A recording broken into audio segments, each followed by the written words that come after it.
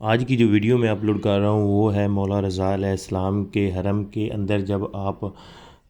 مولا کی زری کے پاس کھڑے ہوتے ہیں، مولا کی قبر اطہر کے پاس کھڑے ہوتے ہیں، تو جب آپ کا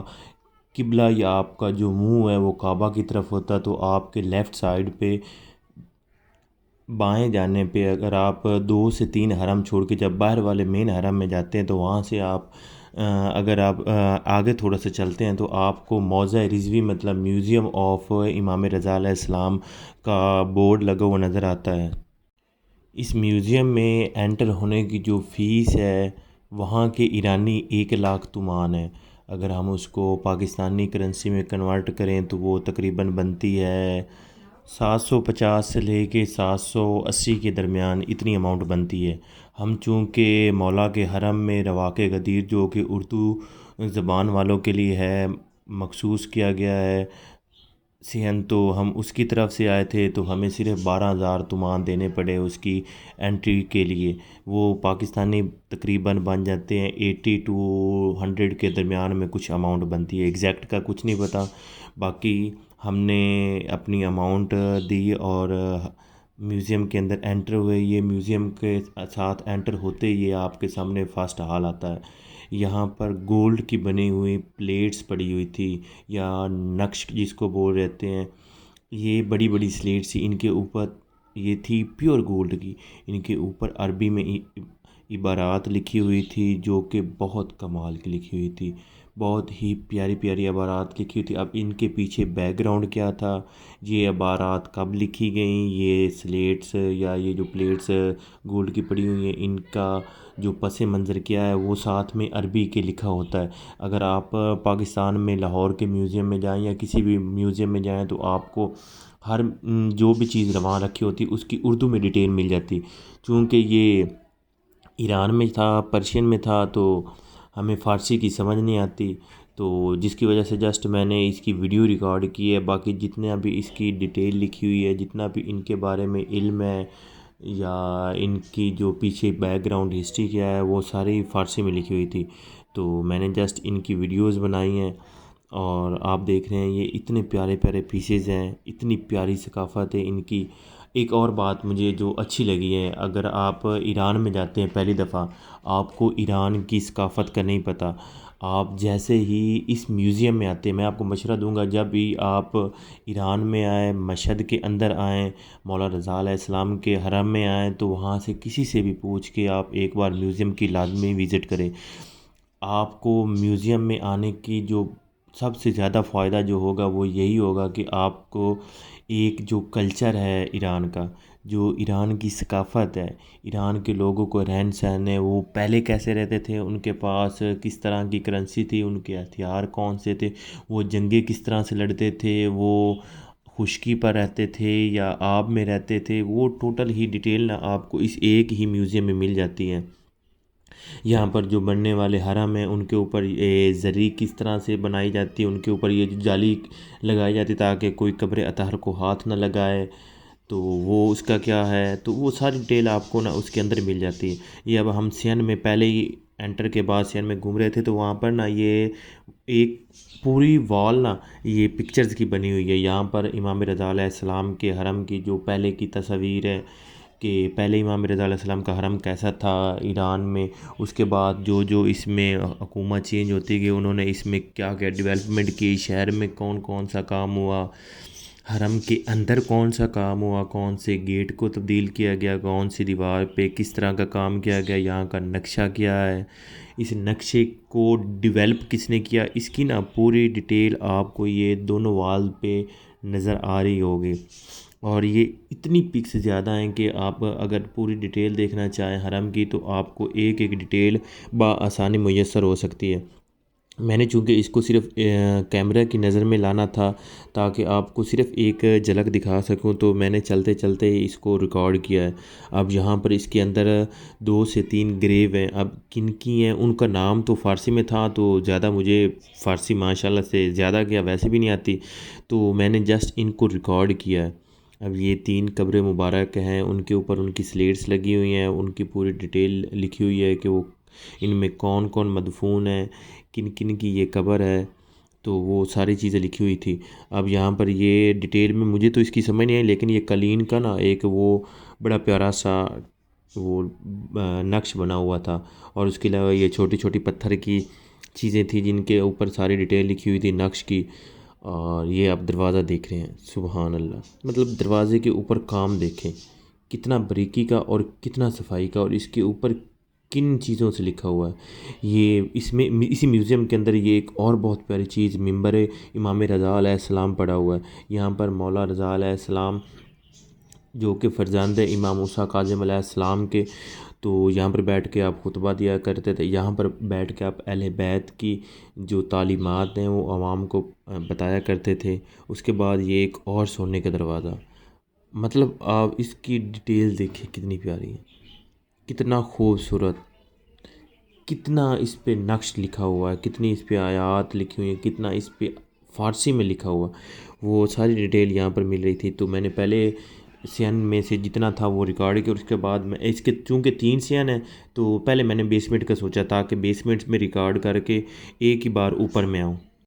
بیسمنٹ میں نا 2 پورشن بنے ہوئے ہیں. ایک پورشن وہ ہے جہاں پر آپ کو یہاں کی جو ایران کی اور عراق کی جو سٹیمپس وغیرہ ہیں،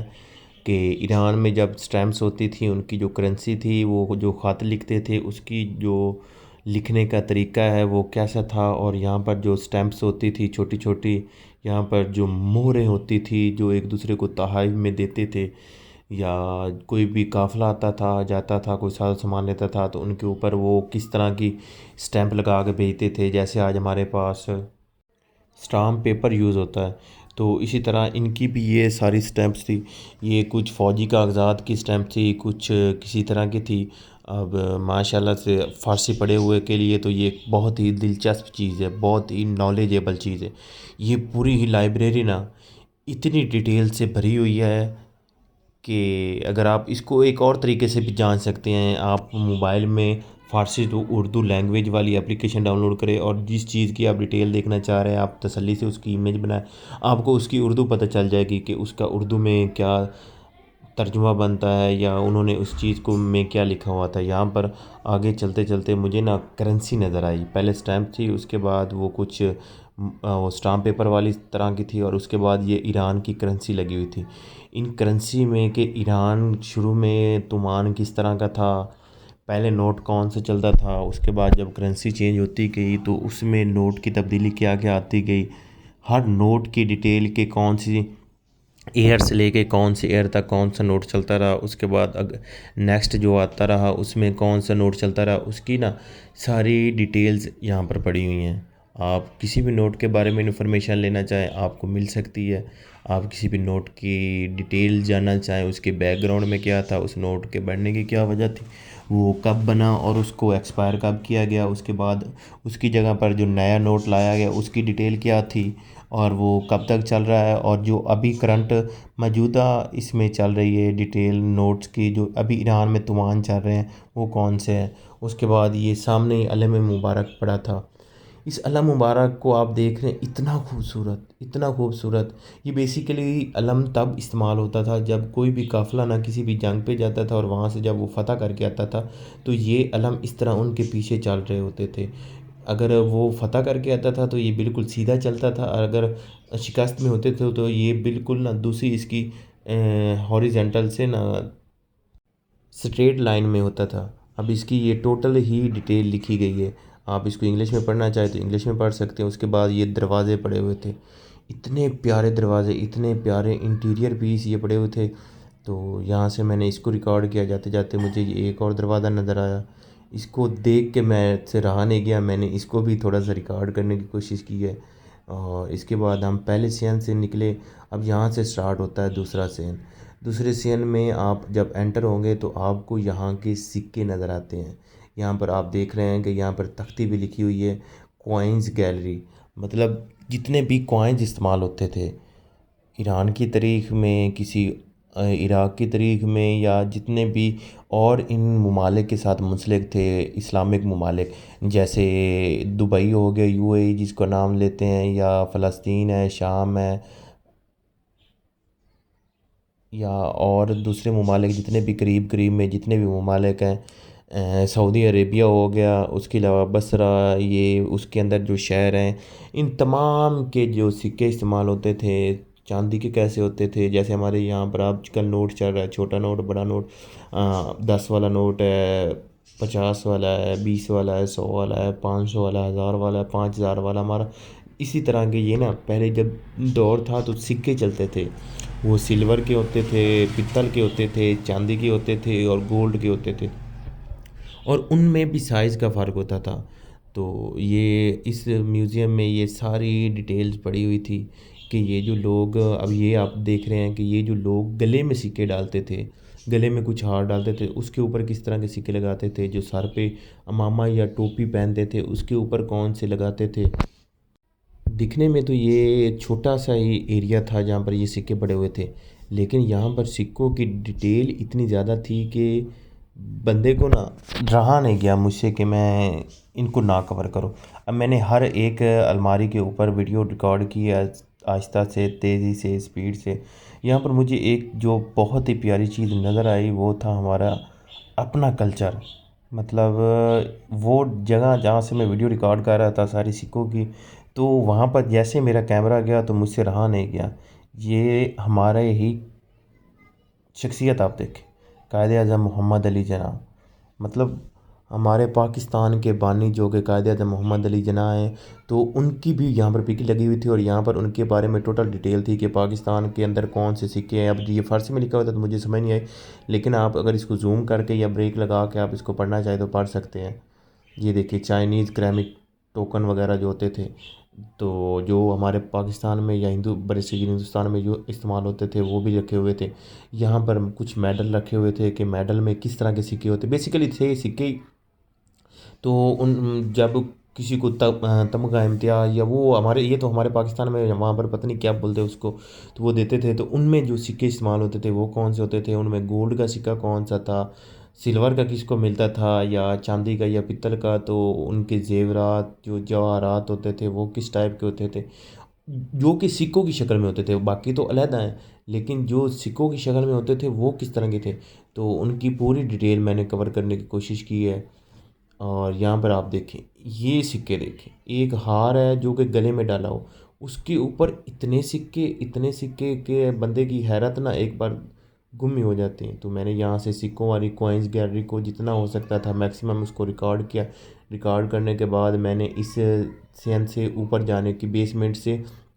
جو فرسٹ فلور تھا اس پہ جانے، کیونکہ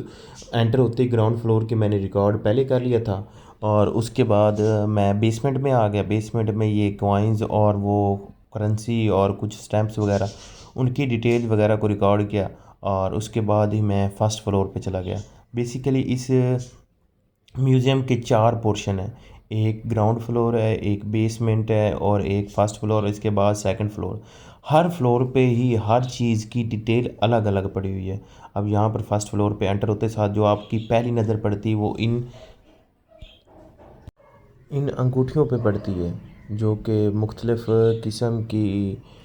مصنوعات سے تیار تھی، جو کہ ان کے ہنر کا ایک بہت ہی شاندار قصہ ہے۔ آپ کو اس کو میں اگر سادہ لفظوں میں بتاؤں، ہم جب بھی پاکستان سے کوئی بھی بندہ زوار حسین بنتا ہے یا زائر حسین بنتا ہے، یا ایران عراق میں جاتا ہے وزٹ کے لیے، مولا کی زری کو سلام کرنے کے لیے، مولا کی شہادت کی عظمت کو سلام کرنے کے لیے، تو اس کو ایک ہی بندہ کچھ اور مانگے نہ مانگے 2 چیزیں میں لازمی کہتے ہیں، ایک کہ ہمارے لیے خاک شفا لیتے ہیں نا، جو کہ کربلا کی مٹی ہے جس میں خون رسول اور آل رسول شامل ہے، اور دوسرا میرے لیے کوئی نہ کوئی پتھر لیتے ہیں نا۔ تو یہاں پر یہ ایران کی ثقافت میں ہے کہ یہاں پر یہ اتنے پیارے پتھر جو کہ جن کا الگ الگ ریٹ تھا، اور نیکلس وغیرہ، گلے میں ڈالنے کے ہار جن میں خوبصورت کام ہوا ہے، وہ نا ساری چیزیں پڑی ہوئی تھی۔ تو یہاں سے میں نے ان کو ریکارڈ کرنا شروع کیا۔ اور ایک اور بات، اگر آپ ان چیزوں کو خریدنا چاہتے ہیں آپ خریدنا چاہیں تو خرید بھی سکتے ہیں۔ اس کے بعد ان سکوں کو ریکارڈ کرنے کے بعد نیکسٹ مجھے کافی پیاس لگی تھی، تو یہاں پر ایک اور بڑی چیز مجھے پیاری لگی کہ یہاں پر جو بھی وزٹ کرنے کے لیے آتا ہے، چاہے وہ حرم کے اندر ہو، میوزیم کے اندر ہو، باہر مارکیٹ میں ہو، کہیں بھی ہو، تو اس طرح کے کولر لگے ہوئے ہیں، اس کے ساتھ گلاس جو کہ پلاسٹک کے پڑے ہوتے ہیں، ایک ہی بار استعمال کرنے والے، تو آپ وہاں سے اپنے لیے جتنا پانی آپ پینا چاہیں تو پیتے ہیں۔ تو مجھے بھی پیاس لگی تھی تو میں نے بھی اپنے لیے 1-2 گلاس پانی کے پیے۔ پانی پینے کے بعد اس کے بعد میں نے انہی گلاسز کو اٹھایا، جہاں پر جو وہ ویسٹیج کے لیے پڑا ہوتا ہے اس میں گلاس ڈالے، اور نیکسٹ میں نے باقی کے میوزیم کو ریکارڈ کرنا شروع کر دیا۔ سیکنڈ فلور سے آپ جب آپ سیکنڈ فلور کے اوپر جاتے ہیں تو آپ کو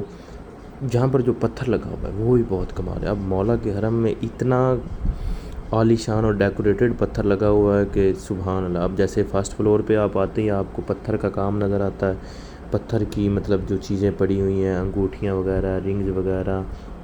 جو نیکلس وغیرہ ہیں، وہی کام آپ کو سیکنڈ فلور پر بھی نظر آتا ہے۔ لیکن یہاں پر تھوڑی سی ڈیٹیل میں فرق آ جاتا ہے کہ وہاں پر صرف نیکلس اور انگوٹھیاں پڑی ہوئی تھی، یہاں پر ان کے جو مرتبان ہیں یا کچھ وہ چائے کے، اب یہ چھوٹے چھوٹے پیسز پڑے تھے جسٹ ڈیکوریشن کے لیے، یا ان کو آپ محفوظ رکھنا چاہیں تو ان چیزوں کے لیے بھی یہ ساری چیزیں پڑی تھی، جس کو ہماری زبان میں انٹیریئر پیس کہتے ہیں، کہ جو کہ شو پیس بھی کہتے ہیں۔ تو یہ وہ ساری چیزیں پڑی ہوئی تھی، اور یہ کچھ فیروزے وغیرہ پڑے تھے باہر سے۔ تو فیروزہ اگر آپ لینا چاہیں تو نشا پور ایران کا وہ واحد ایریا جہاں سے آپ ایک کمال فیروزہ لے سکتے ہیں، لیکن یہاں پر چونکہ شہر تھا تو یہاں پر بہت سی چیزیں کافی زیادہ مہنگی تھی۔ تو اس کے بعد میں نے نیکسٹ اس کو ریکارڈ کرنا شروع کیا۔ اب یہاں پر آپ دیکھیں، آپ کو یہاں پر بیٹھے ہوئے یہاں سے کچھ ڈیٹیل لینا چاہے تو لے سکتے ہیں، لیکن یہاں پر چونکہ کوئی بیٹھا نہیں تھا تو میں نے ویسے ریکارڈ کیا۔ اب یہاں پر یہ دوربین وغیرہ دیکھیں، اب یہ دوربین وغیرہ استعمال ہوتی تھی چاند کو دیکھنے کے لیے۔ یہ چھوٹا سا بچہ ہائے کہہ رہا ہے، تو یہ پیچھے مون بھی بنا ہوا ہے، یہ دوربین بھی پڑی ہوئی ہے کہ پہلے چاند کو دیکھنے کے لیے کس طرح کی دوربین استعمال کرتے تھے، اور اس کے بعد اس میں ڈیولپمنٹ کیا ہے، اس کے بعد نیکسٹ دوربین کس طرح کی بن گئی۔ اب یہ اولڈ والی ساری دوربین ہے کہ کس طرح سے ایک چاند کو دیکھا جاتا تھا، اس کے بعد یہ پوری دنیا کا نقشہ کس طرح سے ہے اس کے بارے میں ڈیٹیل بنی ہوئی کہ پہلے پتھر گول کس طرح کا ہوتا تھا، ابھی کس طرح کا ہے، اور نیکسٹ اس میں کیا کیا ڈیولپمنٹ آتے کہ یہ آلات پڑے ہوئے ہیں کہ جن آلات کی مدد سے اس کو جانچا گیا کہ اس میں ڈیٹیل کیا ہے۔ اب یہ آپ دیکھ لیں کتنی پیاری دوربینز بنی ہوئی ہیں، آہستہ آہستہ اس میں ڈیولپمنٹ کیسے آئے گی، فزکس کا کام کیسے ہوا، اس میں جو جتنا بھی فزکس کا کام تھا، گریوٹی کا کام، وہ کس طرح سے کیا گیا، اور نیکسٹ اس میں ڈیولپمنٹ آتے گئے۔ کیمرے پہلے کس طرح کے ہوتے تھے، اس کے بعد اس میں کیمروں میں کیا چینجنگز آئی، اور جو ابھی لیٹسٹ کیمرہ ان میں کیا کیا چینجنگ آتی گئی، یہ ساری ڈیٹیل تھی۔ پہلے دوربین آپ نے دیکھی وہ اولڈ تھی، اب جیسے جیسے کام میں ڈیولپمنٹ آتی گئی اسی طرح دوربین میں بھی ڈیولپمنٹ آتی گئی۔ یہ ان آپ تمام چیزوں کی ڈیٹیل آپ باقاعدہ غور سے دیکھ سکتے ہیں۔ یہ ٹائم پیس کی پڑی تھی کہ ٹائم پیس کس طرح کے ہوتے ہیں، پہلے ٹائم پیس کس طرح کے تھے، ان میں چینجنگ کیا آئی، اور اس میں کیا کیا ٹائم پیسوں میں چینجنگ آتی گئی۔ سبحان اللہ، آپ دیکھ رہے ہیں کیا بات ہے ان کی۔ یہاں پر مجھے جو سب سے بڑی پیاری چیز ان میں سے لگی وہ آگے چل کے آپ دیکھیں گے، یہاں پر جو کشتیاں بنی ہوئی ہیں، کشتیوں کی ڈیٹیل کس طرح سے ہے۔ یہ ایک وال ہے جہاں پر جتنے بھی ان کے سائنسدان تھے، یا ہمیں جن سائنسدانوں کو ہم فزکس، کیمسٹری اور میتھمیٹکس میں پڑھتے ہیں، ان کی ساری ڈیٹیل لگی ہوئی تھی کہ کون سا نام ہے، کیا چیز ہے، وہ پیدا ہوا، اس نے کیا کیا کام کیا، کیونکہ یہ دوربین اور یہ ساری چیزیں یہیں سے آگے چل کے روانہ ہوئی۔ یہ لوگ کشتیوں میں سفر کرتے تھے، جب کشتیوں میں سفر کرتے تھے یہ کشتیاں دیکھیں، سبحان اللہ۔ اب یہ آنکھ سے تو آپ کو اور کمال نظارہ نظر آئے گا کہ یہ کافی بڑی کشتی تھی، اور اس کی ڈیٹیل کہ ہوا کے رخ کو کس طرح سے پامپنا ہے، ٹریول کس طرح سے کرنا ہے، ان کے اوپر جو جھنڈے لگے ہوتے تھے ان کو کس طرح سے ان کپڑوں کو کھولنا کہ کشتی کا رخ کس سائڈ پہ جائے، تو وہ تمام ڈیٹیل اس میں لگی ہوئی تھی۔ اور اس کے بعد جب ہم تھوڑا سا آگے گئے تو یہ کچھ ذرہ تھی کہ جو فوجی جو پہن کے جنگ لڑتے تھے وہ ذرہ کس طرح کی تھی، اور ان کے جو آلات ہوتے تھے بالے وغیرہ وہ لڑنے کے لیے، خنجر وغیرہ، وہ چاقو وغیرہ، یہ کوہاڑیاں دیکھ رہے ہیں، یہ وہ تلواریں دیکھ رہے ہیں، مطلب جس کو ایک بار جس نے جس کو ٹچ کیا اس کے بعد اس کا پھر وہ آخری بار ہی ہوگا وہاں پر۔ یہ کوئی دوربین وغیرہ رکھی ہوئی تھی، کیا بات ہے ان کی۔ بندوقیں آپ دیکھ لیں کہ پہلے کس طرح کے ساز و سامان میں آلات یوز ہوتے تھے، اس کے بعد ان میں کیا چینجنگز آئی، ہر طرح کی بندوقیں پڑی۔ میں کہتا ہوں یہاں سے آپ بندوقیں اٹھائیں اور آپ اشتہاری بن جاتے ہیں۔ اس کے بعد یہ کچھ میڈلز وغیرہ رکھے ہوئے تھے جو کہ اعزازی طور پہ دیے جاتے تھے، کچھ وہ کپ وغیرہ کہ پہلے جب کوئی بھی بڑا مارکا مارتا تھا تو اس کو کپ کیسے دیتے تھے، اس کو اعزاز سے کس طرح سے نوازا جاتا تھا، ان کو کون سی وہ ڈگری دی جاتی تھی یا وہ کون سا لقب دیا جاتا تھا، اس کے ساتھ اعزازی نواز کیا جاتا تھا، وہ ساری چیزیں نا یہاں پر ڈیٹیل میں پڑی ہوئی تھی۔ یہاں پر اگر میں سادہ لفظوں میں کہوں تو آپ کو ایک ایک چیز کو ریکارڈ کرنے کے لیے اور ایک ایک چیز کی ہسٹری کو دیکھنے کے لیے آپ کو میکسیمم یا منیمم کہوں تو 4 گھنٹے اور میکسیمم کہوں تو 5 سے 6 گھنٹے آپ کو لگیں گے یہاں پر ریکارڈ کرنے میں۔ لیکن میں نے چونکہ یوٹیوب پہ اپلوڈ کرنا تھا تو میں نے بڑے ہائی سپیڈ سے اس کو ریکارڈ کیا، اور ریکارڈ کرنے کے ساتھ ہی میں سیکنڈ پورشن سے فاسٹ پورشن میں، اور اس کے بعد میں گراؤنڈ فلور میں اترا، اور گراؤنڈ فلور سے جاتے ہوئے میں نے باہر ایگزٹ کر ہی رہا تھا تو مجھے ایک اور بڑی چیز نا، جس چیز نے دل کو اپنی طرف اٹریکٹ کیا، تو یہ بچہ نہیں ہے، یہ تو ہمارے ساتھ ایک قافلے کے ساتھ ہی تھا، یہ چھوٹا سا بچہ جو چھوٹا سا ظاہر امام حسین علیہ السلام ہے۔ تو وہ چیز تھی، یہ سین سے باہر جب آپ نکل رہے ہوتے نا تو تب یہ ایک اور روم تھا، تو جاتے جاتے میں نے سوچا اس روم کو بھی تھوڑا سا ایکسپلور کیا جائے۔ یہ سامنے آپ دیکھ رہے ہیں، تو اچانک میری اس کی طرف نظر پڑی کہ یہ رہ نہ جائے، تو میں نے ایک نظر اس کے اوپر بھی ویڈیو ریکارڈ کی، اور ویڈیو ریکارڈ کرنے کے ساتھ ہی باہر نکل آیا۔ میں لاسٹ پہ بھی یہی مشورہ دوں گا، جب بھی آپ ایران کے شہر مشہد میں آئیں امام رضا علیہ السلام کے حرم پر، تو آپ قبلہ رخ کھڑے ہو کے آپ اپنی لیفٹ سائڈ پہ دیکھیں گے یا دائیں جانب آپ باہر نکلیں گے، جو بھی سین آئے گا وہاں سے آپ پوچھ لیں کہ موضع رضویہ کہاں ہے یا میوزیم آف مولا رضا علیہ السلام کدھر ہے، تو آپ ایک بار لازمی آئیں، یہاں کا وزٹ کریں، یہاں کی ثقافت، یہاں کا کلچر، یہاں کا سارا نظام دیکھیں۔ یہ باہر کی تھوڑی سی ویڈیو آپ دیکھ لیں، آپ کو یہاں سے اندازہ ہو جائے گا کہ باہر کا کیسا نظام ہے۔ تو ملتے ہیں انشاءاللہ نیکسٹ ویڈیو میں، تب تک کے لیے اللہ حافظ۔ مولا علی علیہ السلام کی نظر میں